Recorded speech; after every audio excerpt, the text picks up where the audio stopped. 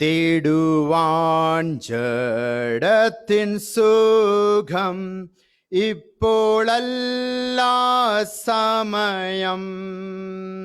തേടുവാൻ ജഡത്തിൻ സുഖം ഇപ്പോഴല്ല സമയം.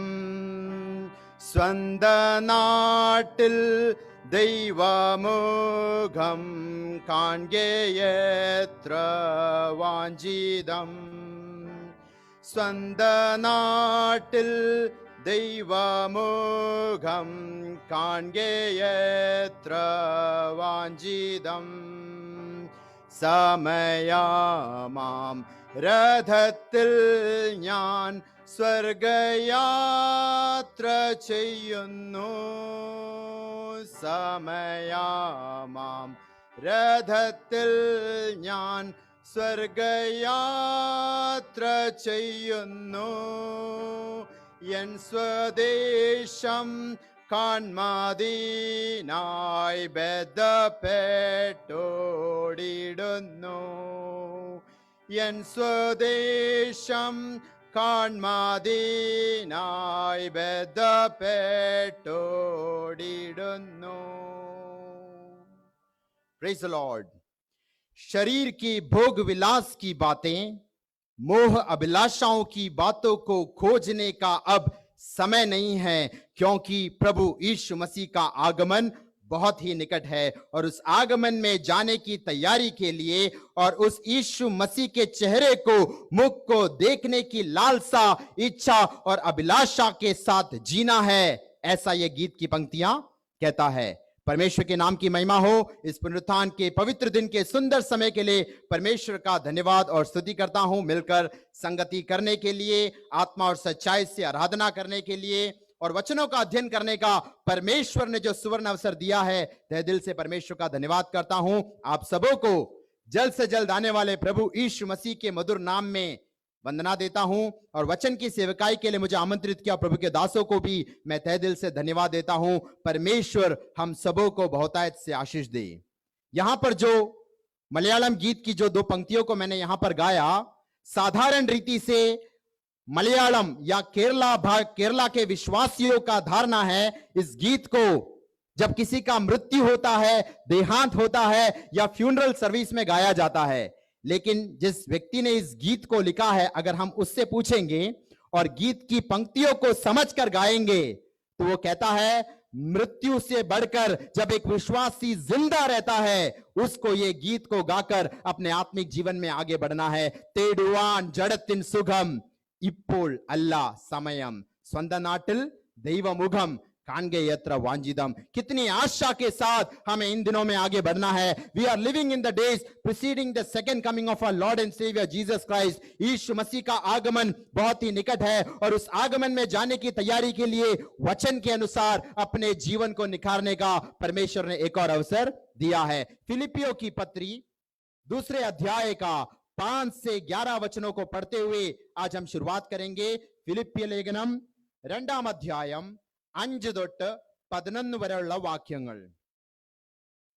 जैसा मसीह यीशु का स्वभाव था, वैसा ही तुम्हारा भी स्वभाव हो. मसीह यीशु का स्वभाव क्या था? अगले वचनों में कहता है, जिसने परमेश्वर के स्वरूप में होकर भी परमेश्वर के तुल्य होने को अपने वश में रखने की वस्तु ना समझा, वरन अपने आप को ऐसा शून्य कर दिया और दास का स्वरूप धारण किया और मनुष्य की समानता में हो गया और मनुष्य के रूप में प्रकट होकर अपने आप को दीन किया और यहां तक आज्ञाकारी रहा कि मृत्यु, हां क्रूस की मृत्यु भी उसने सह ली. इस कारण परमेश्वर ने उसको अति महान भी किया और उसको वह नाम दिया जो सब नामों में श्रेष्ठ है, कि जो स्वर्ग में और पृथ्वी पर और पृथ्वी के नीचे हैं, वे सब यीशु के नाम पर घुटने टेके और परमेश्वर पिता की महिमा के लिए हर एक जीव अंगीकार कर ले कि यीशु मसीह ही प्रभु है. इस अनोखे वचन के भाग में पवित्र आत्मा की प्रेरणा से पौलुस यीशु मसीह की नम्रता और दीनता की सच्चाइयों को हमारे सामने उजागर करके रहता है. आज बहुत सारे लोगों से अगर हम वार्तालाप करेंगे, बहुत सारे विश्वासियों का भी इस प्रकार से मानना है, सचमुच कौन है नम्र, कौन है दीन, ताइमा और ह्यूमिलिटी का सही मायने में क्या अर्थ है। आज लोग संसार के किसी प्रचारकों को सुनकर नम्रता का डेफिनेशन बताते हैं, या जो शब्दकोश या ऑक्सफोर्ड डिक्शनरी जैसे पुस्तकों में से ह्यूमिलिटी, नम्रता और दीनता का डेफिनेशन प्राप्त करने की कोशिश करते हैं। लेकिन अगर आपने नया जन्म पाया हुआ, उद्धार पाया हुआ एक विश्वासी बन गए हो, तो आपको नम्रता सीखना है सिर्फ यीशु मसीह के जीवन से। क्योंकि यीशु मसीह ने कहा मत्ती रचित सुसमाचार 11 अध्याय का 29 वचन, मत्ती सुविशेषम 11 अध्यायम 29 वाक्यम, तुम मेरा जुआ अपने ऊपर लेकर मुझसे सीखो क्योंकि मैं नम्र हूं और मन का दीन हूं। तो यीशु मसीह के जीवन से ही हमें नम्रता और दीनता सीखना है। बहुत सारे लोगों और विश्वासियों का मानना है जो बहुत शांत स्वभाव के व्यक्ति लोग हैं, जो बहुत धीमा बात करते हैं, धीमा गीत गाते हैं और बहुत ही धीमा प्रचार करते हैं, उनके नजरियों में वो बहुत नम्र व्यक्ति हैं। हो सकता है उनका हृदय को परखने वाला तो परमेश्वर है, लेकिन मैं कुछ बिंदुओं को बताना चाहता हूं जो यीशु मसीह के जीवन से हम सीख सकते हैं। यूहन्ना रचित सुसमाचार उसके 6 अध्याय का 1 से 71 वचन जब हम पढ़ेंगे, यूहन्ना निध सुविशेषम 6 अध्याय मुഴുവൻ 1-71 वाक्यങ്ങൾ, वहां पर हम देखते हैं 5000 की संख्या में से अधिक पुरुषों को प्रभु यीशु मसीह ने भोजन दिया। वहां एक बड़ा चमत्कार किया, 5000 सिर्फ पुरुषों की संख्या, उससे अधिक बताया है वहां पर स्त्रियों और बच्चों की संख्या उससे भी अधिक होगी। और आगे हम पढ़ते हैं यीशु मसीह ने उतनी बड़ी जनसंख्या को प्रचार किया। यहां पर मैं माइक में बात कर रहा हूं, हमें 100-200 लोगों से बात करने के लिए भी माइक का जरूरत पड़ता है, लेकिन यीशु मसीह का जीवन देखो, 5000 की संख्या से अधिक लोग थे, उनको प्रचार करने के लिए यीशु मसीह को कोई माइक या माइक्रोफोन का जरूरत नहीं था। वी आर वीकलिंग्स, हम लोग बहुत कमजोर हैं, लेकिन यीशु सामर्थवान है। तो यीशु मसीह ने कोई धीमा प्रचार नहीं किया, उसने ऊंचे आवाज में प्रचार किया ताकि हजारों की संख्या में जो भीड़ है वो वचनों को सुने। यानी यीशु मसीह ऊंचे आवाज में प्रचार करने के बावजूद भी वचन कहता है यीशु से बढ़कर नम्र व्यक्ति और कोई नहीं था। पुराने नियम में हम देखते हैं मूसा सबसे नम्र व्यक्ति था, लेकिन यीशु के पहले आगमन के बाद the humblest man who ever walked on the face of this earth is Jesus Christ. यीशु नम्रता से चलने वाला व्यक्ति, लेकिन उसने ऊंची आवाज में भी प्रचार किया है। मत्ती रचित सुसमाचार उसके 12 अध्याय का 34 वचन जब हम पढ़ते हैं, मत्ती सुविशेषम 12 अध्यायम 34 वाक्यम, वहां पर कपट भक्तियों को और यीशु मसीह ने एक टाइटल दिया, यू ब्रूड ऑफ वाइपर्स, सर्प संततिகளே, सांप की संतानों। अगर हमारी कलीसिया में कोई आता है, हमारे संगतियों में कोई आता है, अगर हम उन्हें कहेंगे सांप की संतानों मन फिरो, तो शायद अगले हफ्ते से हमारी कलीसिया में संगति में लोग नहीं आएंगे। लेकिन यीशु मसीह ने हिपोक्रेसी दिखाने वाले, कपट व्यक्ति, प्रिटेंस दिखाने वाले फरीसियों को कहा तुम सांप की संतान हो। ऐसा स्ट्रॉन्ग वर्ड्स, ऐसा कर्षण रीति से प्रचार करने वाला व्यक्ति के विषय में पवित्र आत्मा कहता है यीशु के समान नम्र और कोई नहीं है। लूका रचित सुसमाचार उसके 13 अध्याय का 31 और 32 वचन जब हम पढ़ते हैं, लूका सुविशेषम 13 अध्याय 31-32, वहां पर यीशु मसीह से कहता है भाग जा, इस स्थान से निकल जा, क्योंकि हेरोदेस राजा तुझे मारने और घात करने के प्रयास में है। उसके उत्तर में यीशु मसीह क्या कहता है अगले वचन में, जाको पोया कुरुकुनोड़े परयान, गो एंड टेल दैट फॉर। दुनियादारी में जीने वाला हेरोदेस राजा को यीशु मसीह ने क्या टाइटल दिया, एक लोमड़ी है। ऐसा बोलने वाला व्यक्ति क्या नम्र है? पवित्र आत्मा कहता है यीशु मसीह की नम्रता और दीनता हमें सीखना है। यूहन्ना रचित सुसमाचार उसके 2 अध्याय का 13 से 16 वचन जब हम पढ़ते हैं, യോഹന്നാൻ സുവിശേഷം 2 अध्यायम 13-16 वाक्यങ്ങൾ, वहां पर जो पर्व के समय यीशु मसीह यरूशलेम में आता है और यरूशलेम के मंदिर में यीशु मसीह देखता है कुछ लोग बैलों को, भेड़ों को और कबूतरों को बेचकर व्यापार और व्यवसाय करने का प्रयास करते हैं। आज के अर्थ में हम कह सकते हैं उद्धार पाया, नया जन्म पाया, परमेश्वर की सेवकाई करते हैं। लेकिन कलीसिया के भीतर बिजनेस करने वाले, कलीसिया के भीतर व्यापार और व्यवसाय करने वाले, यीशु मसीह के नाम से धन कमाते हुए धंधा करने वालों को उस वचन में कहता है, यीशु मसीह ने प्यार से और शांत से ऐसा मत करो। पिता का जो घर है, आलय है, वो प्रार्थना घर है। ऐसा बिल्कुल धीमे शब्द से बात नहीं किया। वो वचन का भाग आप पढ़ना। रस्सियों को चुन चुन कर यीशु मसीह कोड़े बनाया और कोड़ों से उनको वहां से मार भगाया, धकेल बनाया। आज भी जो यीशु मसीह के नाम से बिजनेस करने का प्रयास करता है, यीशु मसीह के नाम से धन कमाने का प्रयास करता है, परमेश्वर का वचन उनसे कैसा है, मन फिरो। यानी परमेश्वर वो कोड़े के साथ आपके साथ भी जो है लेन देन करेगा। ऐसा नहीं होना चाहिए। तो अगर वो संदर्भ देखेंगे कि यीशु मसीह रस्सियों से कोड़े बनाकर व्यवसाय करने वालों को धकेलता है, भगाता है, क्या यीशु मसीह का जीवन देखकर कोई कह सकता है यीशु मसीह नम्र है? लेकिन पवित्र आत्मा कहता है उसके बावजूद भी यीशु मसीह बड़ा नम्र व्यक्ति है। मरकुस 3 अध्याय का 1 से 6 वचन, मरकुस 3 अध्यायम 6 वाक्यंगल, वहां पर हम देखते हैं सबत के दिन एक व्यक्ति जिसका हाथ सूखा हुआ था, यीशु मसीह जब उसको चंगा करने को जाता है तो लोग उसका विरोध करते हैं।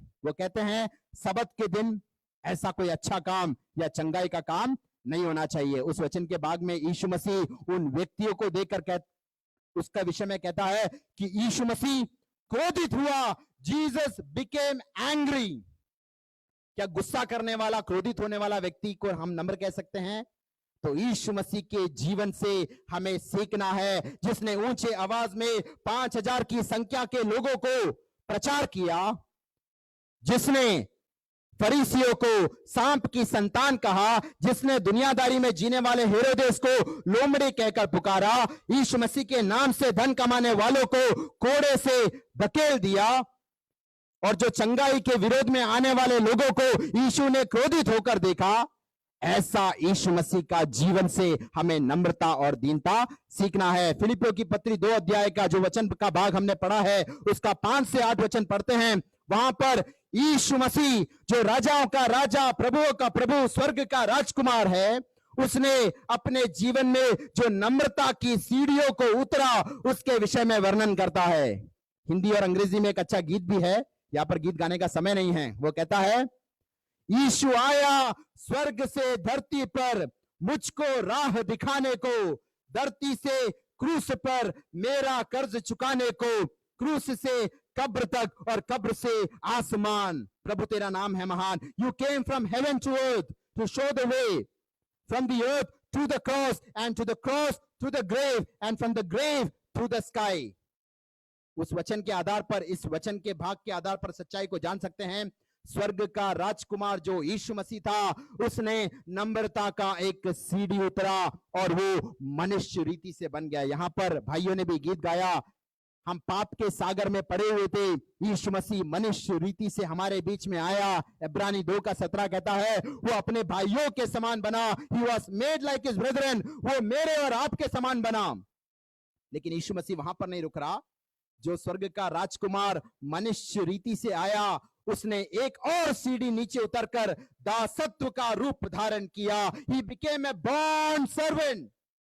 वो राजा बनकर नहीं आया, वो दास बनकर दूसरों का सेवा टहल करने के लिए आया। यीशु मसीह ने सुसमाचारों में कहा कि मैं इसलिए नहीं आया कि लोग मेरी सेवा करें, मैं इसलिए आया हूं ताकि मैं दूसरों की सेवा करूं। तो उसने दासत्व का रूप धारण किया। और तीसरा सीढ़ी कहता है, सिर्फ दासत्व के रूप में वो रुका नहीं, वो हमारे खातिर, मेरे और आपके गुनाहों के खातिर, वो एक गुनाहगार के रीति से काल्वरी क्रूस पर बलिदान हुआ।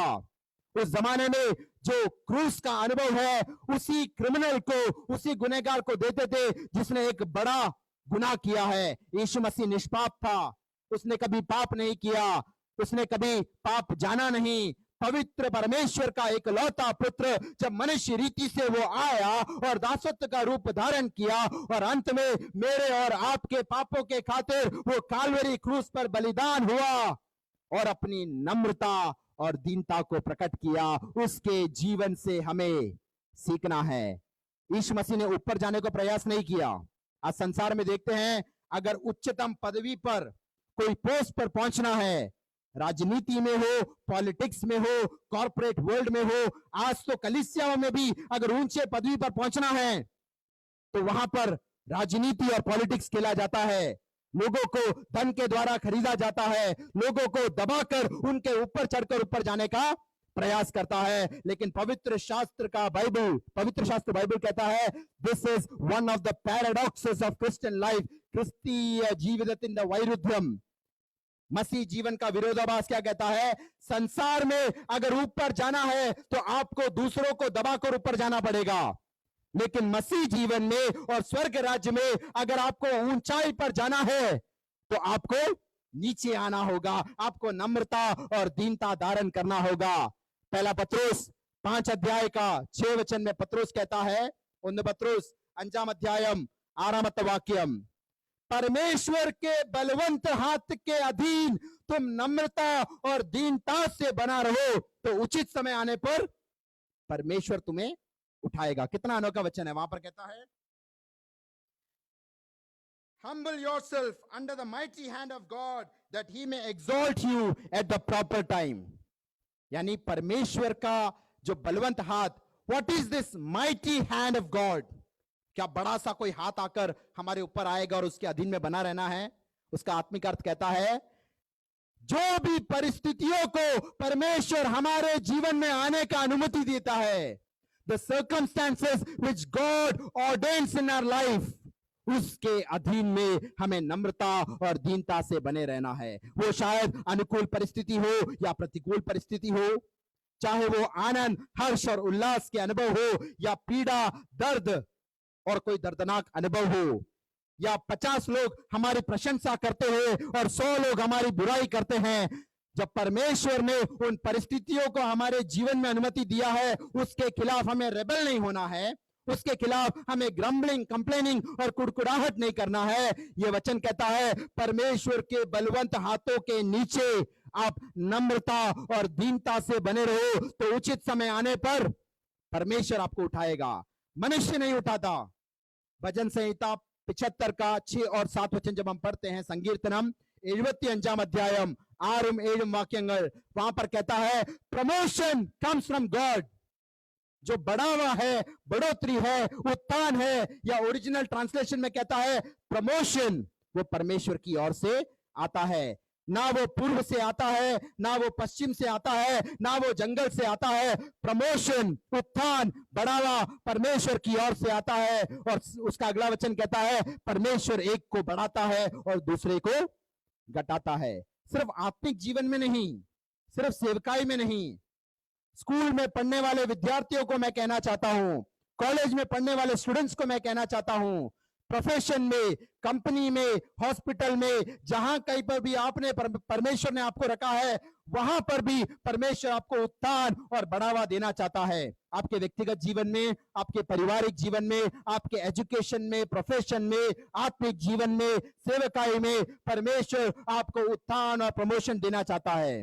लेकिन अगर आप मनुष्य पर निर्भर हो कि परमेश्वर मुझे बढ़ावा उनके थ्रू मिलना चाहिए, तो आप गलत रीति से आश्रय करते हो। परमेश्वर मनुष्यों का इस्तेमाल करता है, लेकिन आपका विश्वास, आपका आश्रय और आपका ट्रस्ट सर्वशक्तिमान परमेश्वर पर होना चाहिए। मेरे जीवन का भी गवाही है, ये साल में ही जब बहुत सारे लोगों को, मेरे डिपार्टमेंट से ही, मेरे कंपनी में से ही बहुत सारे लोगों को जब काम से निकाला गया रातों रात, उसके बावजूद भी परमेश्वर का दया और करुणा मुझ पर था। इस साल की शुरुआत में ही एक प्रमोशन वहां पर प्राप्त करने के लिए परमेश्वर ने मेरे जीवन में अनुग्रह उंडेला। कुछ हफ्ते पहले एक बेस्ट परफॉर्मर का अवार्ड भी लेने के लिए परमेश्वर ने मदद किया। सिर्फ आत्मिक जीवन में नहीं, हर एक जीवन के पहलुओं में, हर एक जीवन के स्तरों में, in the all realms of our life परमेश्वर हमें उत्थान दे सकता है। लेकिन कुछ कंडीशंस हैं, जैसे मत्ती 6:33 कहता है,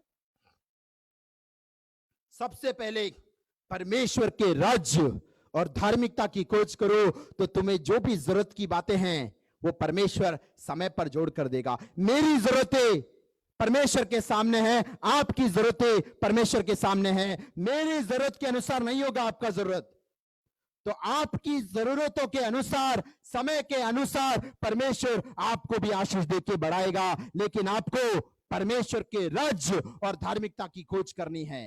पहला शमूएल 2 अध्याय का 30 वचन, उसको याद रखने के लिए भी आसानी है, 1230। पहला शमूएल 19 शमूएल 2 अध्याय 30 वाक्य, वहां पर कहता है, God honours those who honour him. जो परमेश्वर का आदर करता है तो निश्चय परमेश्वर उसको भी आदर करता है। तो हमारा जीवन परख कर देखना है, क्या हम इन दिनों में परमेश्वर के राज्य और धार्मिकता की खोज करते हैं? क्या हमारे जीवन के द्वारा, हमारे लेन देन के द्वारा, हमारे कर्तव्यों के द्वारा हम परमेश्वर को आदर करते हैं? परमेश्वर निश्चय आपको भी आदर करेगा। और इस संदर्भ में मैं हमेशा मनन करने वाला एक वचन है, जो बहुत से यूथ मीटिंग में, जवानों की संगतियों में भी मैं कहता हूं, भजन संहिता पहले अध्याय का 1, 2 और 3 वचन, संकीर्तनम 1 अध्यायम 1 वाक्यंगल। संक्षिप्त में बताना चाहता हूं, पहले वचन के अनुसार जो पाप से मन फिरता है, पाप से पश्चाताप करता है, बुराइयों की मार्ग में छोड़कर वो परमेश्वर की उपस्थिति में बना रहता है, और दूसरे वचन के अनुसार परमेश्वर के वचनों का पालन करते हुए, परमेश्वर की विधियों और व्यवस्थाओं का पालन करते हुए, रा पगल दैव वचनम ध्यानिकिनवन, one who meditates on the law of the lord day and night, रात और दिन परमेश्वर के वचनों का जो मनन करता है। और तीसरे वचन के अनुसार जो पवित्र आत्मा से परिपूर्ण होकर एक जीवन जीता है, आत्मा का सामर्थ, आत्मा का अभिषेक प्राप्त करते हुए आगे बढ़ता है, उसके जीवन में 2 रिजल्ट बोलता है, परिणाम बोलता है। क्या? तीसरा वचन, संकीर्तनम 1 भजन संहिता पहले अध्याय का 3 वचन कहता है, वो अपने ऋतु में फलदायक अनुभव में होगा और उसका पत्ता कभी मुरझाएगा नहीं। अगर आप पाप के मार्गों से छोड़कर पश्चाताप के अनुभव में आते हो, मन फिरावट के अनुभव में चलते हो, वचनों का दिन रात मनन करते हो, पवित्र आत्मा का अभिषेक का सामर्थ पाकर spirit field victorious Christian life, आत्मनिर्भर जीवितम, आत्मा से भरपूर जीवन जीते हो, तो आपका पत्ता कभी मुरझाएगा नहीं, आप कभी हताश और निराश अवस्था में नहीं, हमेशा चेतना, जागृति और आनंद के अनुभव में आप आगे बढ़ोगे। आप परमेश्वर के उपस्थिति में एक फलदायक जीवन, एक फ्रूटफुल क्रिश्चियन लाइफ आप जी पाओगे। और अंतिम वचन क्या कहता है? अवन चैनदोक्केयुम साधिक्युम, अवन चैनदोक्केयुम साधिक्युम, वो जो कुछ करता है वो सफल होगा। Whatever he does, whatever she does will prosper। कितना अनोखा प्रॉमिस है, लेकिन कंडीशन पश्चाताप करना है, परमेश्वर के वचनों को मनन करना है, पवित्र आत्मा से भरपूर जीना है। तो आप कहीं पर भी हो, दानियल के समान, जोसेफ के समान प्रोफेशन में भी तरक्की आप प्राप्त करोगे, पौल के समान, नोहा के समान प्रोफेशन में रहते हुए परमेश्वर की नाम की महिमा कर सकते हो। पत्रोस, याकूब, यूहन्ना, अंद्रियास के समान पूर्णतः सेवकाई में, फुल टाइम मिनिस्ट्री में भी सेवकाई और आत्मिक जीवन में आशीषित पाते हुए आगे बढ़ सकते हो। लेकिन परमेश्वर के बलवंत हाथ के नीचे आपको नम्रता और दीनता से बना रहना है। और अंग्रेजी में कहता है, God will exalt you at the proper time. Exalt का मतलब क्या है? किसी मनुष्य के ऊपर चढ़ने के नहीं बोलता है, किसी मनुष्य को नीचे दबाकर ऊपर जाने की नहीं बात करता है। Exaltation over sin, exaltation over the world, exaltation over the devil. शैतान के ऊपर, पाप के ऊपर, दुनियादारी की मोह अभिलाषाओं के ऊपर आप एक जयवंत विजय मसीह जीवन जी पाओगे अगर परमेश्वर के बलवंत हाथ के नीचे आप बने रहोगे। जो यूनानी लोग थे, ग्रीक, जिनको बहुत फिलोसोफर, बहुत ही बुद्धिजीवी और ज्ञानी लोग कहते हैं यीशु मसीह के जमाने में भी, वो जब फिलिपुस जो यीशु मसीह का चेला था उसके पास आकर कहा कि हम यीशु मसीह से मिलना चाहते हैं, तो वहां पर యోహన్నా రచిత समाचार उसके 12 अध्याय का 20 से 24 वचन हम पढ़ सकते हैं। యోహన్నా सुविशेषम 15 अध्यायम 20-24 वाक्यंगल, वहां पर बहुत ही बुद्धिजीवी, बहुत ही ज्ञानी लोग यीशु मसीह के पास आए, इसलिए यीशु मसीह भागकर जाकर उनको स्वीकार किया, ऐसा नहीं बोलता है। यीशु मसीह ने वहां पर एक अनोखा वचन कहा, जब तक गेहूं का दाना जमीन पर गिरकर मर नहीं जाता वो अकेला रहता है, लेकिन जब वो गेहूं का दाना जमीन पर गिरकर मर जाता है वो अत्यंत फल लाता है। आपका ज्ञान, आपका बुद्धि, आपका क्लेवरनेस, आपका इंटेलिजेंस वो परमेश्वर का दान है, परमेश्वर की महिमा के लिए इस्तेमाल करना है। लेकिन आपकी बुद्धि से, आपके सामर्थ्य से, आपके ज्ञान से आप परमेश्वर की नाम की महिमा के लिए सेवकाई नहीं कर सकते। आपको नम्र होना है, दीन होना है, परमेश्वर का अनुग्रह पाना है, आत्मा का सामर्थ पाना है, आत्मा का अभिषेक पाना है, आत्मा के दानों और वरदानों को प्राप्त कर कर ही आप परमेश्वर की सेवकाई कर सकते हो। परमेश्वर ने मूर्खों को चुना ताकि दुनिया के ज्ञानियों को लज्जित करे। परमेश्वर ने बलहीन विश्वासियों को चुना, जो सामर्थ्यवान दुनिया में दिखने वाले बड़े लोग, महान लोग हैं, उनको वो लज्जित करे। कितना अनोखा ग्रेस, अनुग्रह परमेश्वर ने हम पर उंडेला है। लेकिन हम उस गेहूं के दाने के समान अपने आप को नम्र और दीन नहीं करेंगे, अपने आप को नम्रता के साथ बलिदान के रीति से नहीं चढ़ाएंगे तो हमारा जीवन फलवंत नहीं हो सकता। वहां पर एक सेवकाई मिनिस्ट्री का भी एक जो फलदायक अनुभव को पाने का एक सीक्रेट बताता है। हमें अपने आप को छोटा करना है, अपने आप को नम्र और दीन करना है, परमेश्वर के बलवंत हाथों के नीचे बना रहना है। और जब हम उस गेहूं के दाने के समान मर जाएंगे, जैसा यीशु मसीह ने हमारे खातिर बलिदान होकर हमारे लिए एक एग्जाम्पल, एक उदाहरण, एक आदर्श प्रकट किया, उसी राहों पर चलकर हम जब आगे बढ़ेंगे, हमारा जीवन, हमारा सेवकाई भी एकदम फलदायक अनुभव में हो जाएगा। तो यीशु मसीह का जीवन हमें नम्रता सिखाता है।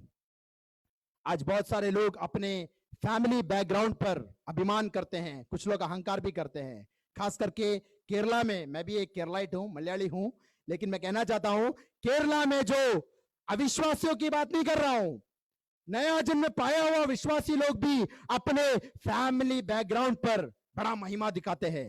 कुटुंब पेर, वीट पेर, फैमिली लाइन, एंसेस्ट्री, उस पर बड़ा महिमा करते हैं। कुछ साल पहले एक व्यक्ति मुझसे बात कर रहा था, वो इस प्रकार से बोला, अर्यामो यान पंडित पेंटिकोस्टुकारेना। मैंने बोला उसका मतलब क्या है?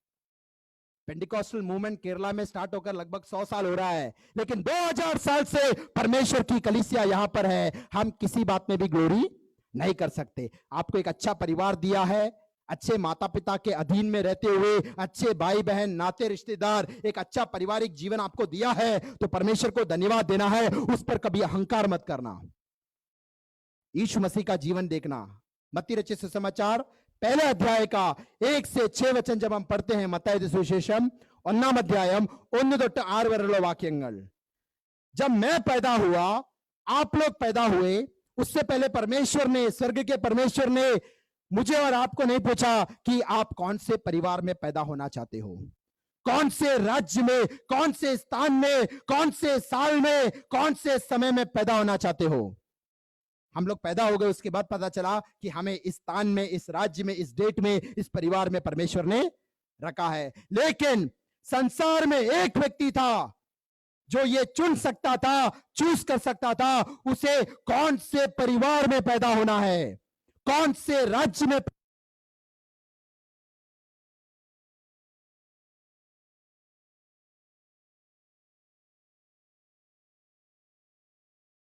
था। वो ये चुन सकता था कि कौन से परिवार में उसको जन्म लेना है।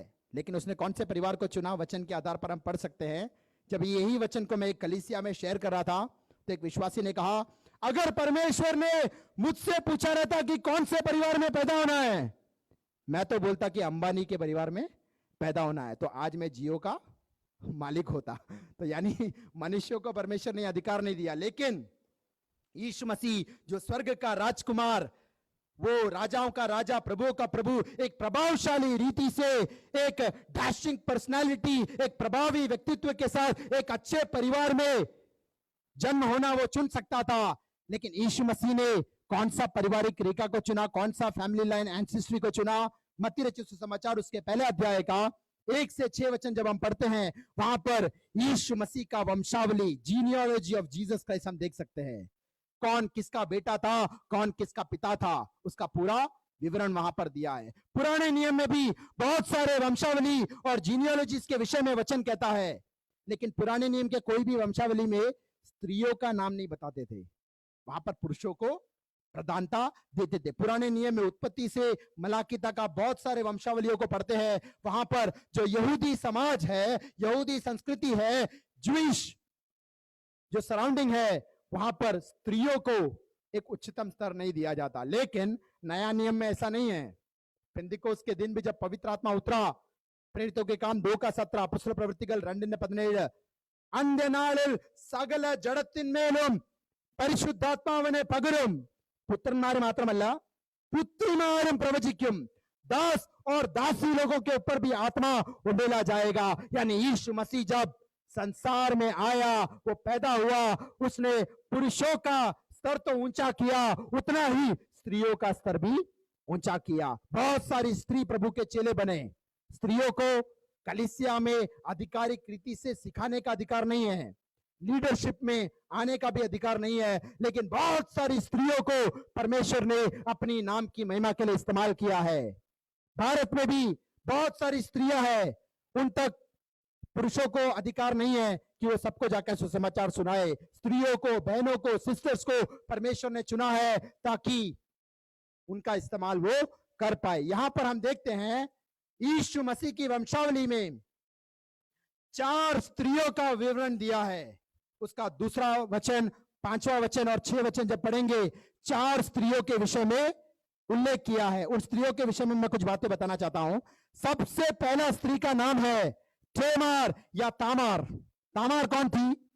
उत्पत्ति का किताब उसके 38 अध्याय का 13 से 18 वचन जब हम पढ़ेंगे, ഉൽപ്പത്തി പുസ്തകം 38 अध्याയം 13 തൊട്ട് 18 വരെയുള്ള വാക്യങ്ങൾ, तामार ने अपने ससुर, अपने फादर इन लॉ के साथ व्यभिचार किया और उसको परेज नाम का संतान उत्पन्न हुआ।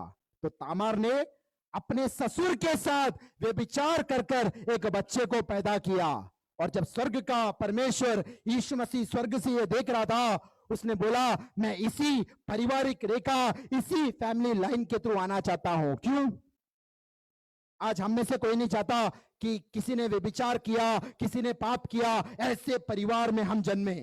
लेकिन स्वर्ग का परमेश्वर यीशु मसीह का नम्रता और दीनता देखना, जब तामार ने अपने ससुर यहूदा के साथ व्यभिचार कर एक बच्चे को पैदा किया, उसी फैमिली लाइन में यीशु ने आने का निर्णय किया। क्यों? क्योंकि लूका 5:32 कहता है, I have not come to call the righteous but sinners to repentance. मैं धर्मियों को खोजने के लिए नहीं आया, मैं पापियों को बुलाने के लिए आया ताकि वो मन फिरे और स्वर्ग राज्य का वारिस बने। यीशु मसीह चाहिए तो एक अच्छे परिवार को चुन सकता था, लेकिन जब उसने देखा कि तामार नामक एक लड़की ने व्यभिचार करके एक बच्चे को पैदा किया, उस फैमिली लाइन को यीशु मसीह ने चुना। दूसरी स्त्री का नाम यहां पर क्या बोलता है? राहाब। रेहाब कौन थी? She was a well known prostitute in the town of Jericho. यरीहो शहरपनाह में सब लोग जानने वाला एक वैश्या स्त्री थी। लेकिन स्वर्ग के परमेश्वर ने देखा उस वैश्या स्त्री ने प्रभु के जनों को मदद किया। जोशुआ 2:1 और जोशुआ पहले अध्याय से 6 अध्याय तक हम जब पढ़ते हैं, वहां पर स्त्री के विषय में बताया गया है। उसने एक यहूदी, एक इस्राएली व्यक्ति जिसका नाम सैलमन था, उससे शादी किया और उसको संतान हुआ जिसका नाम बोअज है, जिसने आगे जाकर रूत से शादी किया। जब स्वर्ग के परमेश्वर ने देखा एक वेश्या में जीने वाली एक स्त्री मन फिरते हुए परमेश्वर की उपस्थिति में आई, यीशु मसीह ने कहा मैं इसी फैमिली लाइन से, इसी पारिवारिक रेखा से मैं इस संसार में आना चाहता हूं। और तीसरा स्त्री का नाम यहां पर हम देख सकते हैं, उसका नाम है रूत। रूत के विषय में हम पढ़ते हैं, रूत एक बहुत अच्छी लड़की थी, पवित्र जीवन जीने वाली लड़की थी। लेकिन रूत कौन से वंश से आती थी? मोआबी स्त्री, मोआबाइट, एक मोआबी स्त्री थी वो। मोआब कौन है? उत्पत्ति का किताब उसके 19 अध्याय का 34 से 37 वचन, उत्पत्ति पुस्तकम 19 अध्याയം 34 തൊട്ട് 37 വരെയുള്ള വാക്യങ്ങൾ വായിക്കുമ്പോൾ वहां पर कहता है, लोत ने अपनी पुत्री के साथ व्यभिचार किया और मोआब पैदा हुआ। तो मोआब कैसे पैदा हुआ? लोत ने अपनी पुत्री के साथ व्यभिचार किया। जब स्वर्ग के परमेश्वर ने देखा कि लोत ने या उसकी पुत्री ने अपने पिता के साथ व्यभिचार किया, उसी पारिवारिक रेखा को यीशु ने चुना। और अंतिम स्त्री का नाम यहां पर बोलता है बैतशिबा, उसका नाम नहीं बताया है। She is called the wife of urea की पत्नी, यानी जो दाऊद राजा ने जिसके साथ व्यभिचार किया और एक संतान को पैदा किया, उसके विषय में कहता है बैतशिबा। तो यहां पर तामार का नाम, राहाब का नाम, रूत का नाम और बैतशिबा का नाम यीशु मसीह की वंशावली में नया नियम की शुरुआत में ही बताया गया है। इसका मतलब यीशु मसीह दिखाना चाहता था जो फैमिली बैकग्राउंड पर अभिमान करते हैं, जो अपने फैमिली बैकग्राउंड पर अहंकार करते हैं, उनको जानना है कि यीशु की आत्मा क्या कहता है। What is the spirit of Christ. यीशु मसीह ने नम्रता और दीनता धारण किया। जिसने व्यभिचार किया, जिसने वेश्या में जीवन जिया, जिसने अपने पिता के साथ व्यभिचार किया, ससुर के साथ व्यभिचार किया, दाऊद राजा के साथ व्यभिचार किया, ऐसे वंशावली को यीशु मसीह ने चुना। वो यीशु मसीह की नम्रता और दीनता को दिखाता है और उसी यीशु मसीह के नक्शे कदम पर चलना है। मैं एक फ्रेज याद करता हूं, एक प्रभु का दास कहता था, जो भी अपने पारिवारिक या परिवार का या फैमिली बैकग्राउंड पर ग्लोरी करता है या अहंकार करता है, उनको एक बात याद रखना, we belong to a family which was kicked out of the garden of Eden. हम कौन से परिवार के अंग है? जो एदन वाटिका में पाप करने के कारण, पाप के द्वारा परमेश्वर की महिमा से वंचित होने के कारण बाहर निकाले गए और परमेश्वर का करुणा, दया, अनुग्रह पाया हुआ उस परिवार के अंग है। हम किसी बात में अहंकार नहीं कर सकते। यीशु मसीह की नम्रता और दीनता से सीखना है। कुछ और बिंदुओं को बताना चाहता हूं। यीशु मसीह जब संसार में आया, वो कहां पर पैदा होगा वो चुन सकता था, लेकिन यीशु मसीह के विषय में क्या पढ़ता है? हम अच्छा गीत भी गाते हैं। लूका 2:16 के अनुसार, लूकोस 2:16, चरनी में यीशु ने जन्म लिया। अगर इतिहास पढ़ोगे तो चरनी या मेंजर में यीशु मसीह का जन्म हुआ करके नहीं कहता है। यीशु मसीह को तो कमरा भी नहीं मिला, यीशु मसीह को एक पशुशाला मिला। वो पैदा कहां पर हुआ? शायद सफर में हुआ रहेगा, लेकिन उसको लिटाया कहां पर? एक चरनी में। राजाओं का राजा, प्रभुओं का प्रभु, स्वर्ग का राजकुमार चाहिए तो अपने लिए एक कमरा तैयार कर सकता था। स्वर्गीय पिता उसके लिए एक मल्टी स्पेशलिटी हॉस्पिटल तैयार कर सकता था, लेकिन यीशु मसीह का नम्रता और दीनता देखो, उसको चरनी पे रखा गया। जहां पर एक पशु खाते पीते हैं, ऐसे जगह पर यीशु मसीह को रखा गया। वो यीशु मसीह की नम्रता और दीनता को दिखाता है। और आगे चलकर मरकोस उसका 6 अध्याय का 3 वचन पढ़ोगे, मरकोस 6 अध्याय 3 वाक्यम, वहां पर यीशु मसीह के विषय में क्या कहता है? He is a carpenter. वो तो एक बढ़ई है। यीशु मसीह चाहिए तो एक बड़ा प्रोफेशन चूज कर सकता था, लेकिन उसका नम्रता और दीनता देखो। पहले 30 साल उसने एक प्रोफेशन चुना जो एक बढ़ई, तच्चन या कारपेंटर का था। वहां पर उसका नम्रता और दीनता हमको दिखाई देता है। और यीशु मसीह कहां से आया? कौन से टाउन से आया? यूहन्ना रचित सुसमाचार उसके पहले अध्याय का 45 और 46 वचन जब हम पढ़ते हैं, यूहन्ना सुविशेषम 1 अध्यायम 46 वाक्यങ്ങൾ വായിക്കുമ്പോൾ, वहां पर फिलिपुस जो यीशु मसीह का चेला था, वो नथानिएल से कहता है कि हमें उद्धार करता यीशु मसीह मिल गया है जो नासरत से है। उसके जवाब में नथानिएल क्या कहता है? Can anything good come out of Nazareth? क्या नासरत से कभी कोई अच्छी बात आ सकता है? जिसको लोगों ने डिस्पाइज किया, जिस शहरपना, नगर और टाउन को लोगों ने तुच्छ जाना, उस नासरत से यीशु मसीह निकला। वहां पर भी हम यीशु मसीह का नम्रता और दीनता देख सकते हैं। यीशु मसीह चाहिए तो एक अमीर घराना, एक राजमहल चुन सकता था, लेकिन यीशु मसीह ने एक गरीब परिवार, यूसुफ और मरियम का गरीब परिवार को चुना। लेवी व्यवस्था उसके 12 अध्याय का 8 वचन, लेवियर 12:8, वहां पर एक वचन कहता है, जिसके पास अधिक धन नहीं है, जो भेड़ को बलिदान नहीं चढ़ा सकता है, वो एक छोटे कबूतर को या उनके जोड़े को बलिदान की रीति से चढ़ा सकता है। और लूका 2 के 22 से 24 वचन जब हम पढ़ते हैं, लूकोस 2:22-24 वाक्यങ്ങൾ, वहां पर हम देखते हैं यूसुफ और मरियम कबूतर को बलिदान करने के लिए आते हैं। यानी वो इतना गरीब परिवार था, इतना सामान्य परिवार था।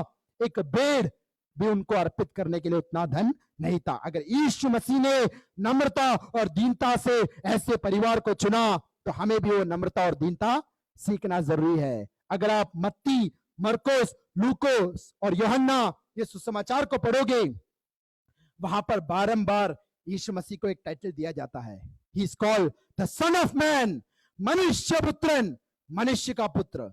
ऐसा क्यों? परमेश्वर का एक लौता पुत्र, स्वर्ग का राजकुमार जब ये संसार में आया, उसने कौन सा टाइटल लिया? सन ऑफ मैन, एक सामान्य मनुष्य का पुत्र। वो भी यीशु मसीह की नम्रता को दिखाता है। और यूहन्ना 6:15 कहता है, जब लोगों ने यीशु मसीह को राजा बनाना चाहा, राजा बनाने का प्रयास किया, यीशु मसीह वहां से निकल गया और वो पहाड़ की ओर चला गया। इन सारे बिंदुओं से हमें दिखाता है स्वर्ग का राजकुमार यीशु मसीह मनुष्य रीति से आया, मनुष्य रीति से वो दासत्व के अनुभव में आया और दासत्व के अनुभव से वो एक गुनहगार के समान बना, मरा मेरे और आपके पाप के खातिर। तो अगर सच्चाई रीति से हमें नम्र बनना है तो हमें यीशु मसीह के जीवन से सीखना है। अंतिम में एक बात बताकर मैं यहां पर समाप्त करूंगा। एक व्यक्ति नम्र है कैसे पता चलता है? और व्यक्ति थाळमा, एक व्यक्ति का ह्यूमिलिटी हम कैसे जान सकते हैं? मैंने बोला दुनियादारी का बुक्स या डिक्शनरी पढ़ने का जरूरत नहीं है, यीशु मसीह का जीवन देखना काफी है। फिलिपियों की पत्री 2 अध्याय का जो 8 वचन है, फिलिपी लेखनम 2:8, वहां पर कहता है, मनुष्य के रूप में प्रकट होकर अपने आप को उसने नम्र और दीन किया, यहां तक कि आज्ञाकारी रहा कि मृत्यु, हाँ क्रूस की मृत्यु भी उसने सह ली। यानी यीशु मसीह का नम्रता और दीनता कैसे प्रकट हुआ? उसने बहुत धीमे आवाज में बात किया या किसी को प्रतिक्रिया नहीं दिया, ऐसा नहीं बोलता है। उसने पिता परमेश्वर का आज्ञा पालन करते हुए अपनी नम्रता और दीनता को प्रकट किया। यानी obedience is the mark of true humility. अनुसरणम यथार्थमाय ताळमे काणिकेनो, आज्ञाकारिता, सच्ची नम्रता और दीनता को दिखाना। तो इन दिनों में हम जो भी वचनों को सुनते हैं, प्रभु के दासों के द्वारा सुनते हैं, उन वचनों को आज्ञा पालन करते हुए एक विजय मसीह जीवन जीने के लिए इन वचनों के द्वारा प्रभु आप सबको आशीष दे।